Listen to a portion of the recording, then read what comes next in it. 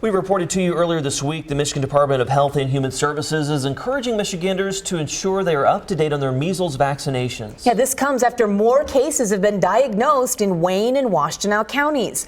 Locally, our Cheryl Coonan spoke with the Bay County Health Department. And Cheryl, what is it seeing? Well, fortunately, you guys, they haven't seen any cases of the measles here in Bay County, but Public Health Officer Joel Strauss tells me there is always that chance, and they are urging the public to be prepared.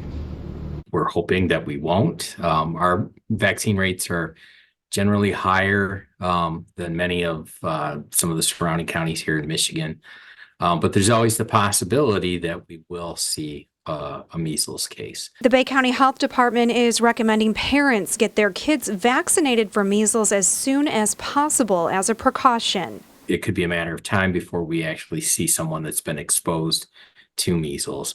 And the one thing that we want to emphasize is, measles is not just like a common cold. It's a pretty serious illness.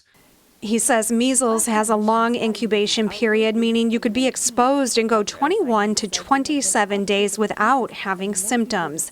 Those symptoms include a high fever, cough, runny nose, red watery eyes, tiny white spots on the inner cheeks, gums, and roof of the mouth, as well as a rash that is red and raised, starting on the face and spreading to the rest of the body. Measles is spread by direct person-to-person contact and through the air, and it can be very serious. The important thing is for those that are not vaccinated, the health outcomes are much more serious than people that are vaccinated. 1 in 5 folks, about 20% of unvaccinated folks actually are hospitalized with measles.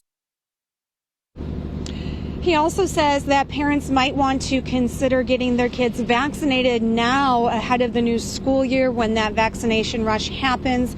And health officials also say if you suspect you have the measles, to call your health care provider before going in so that they can take all the proper precautions to minimize additional exposure.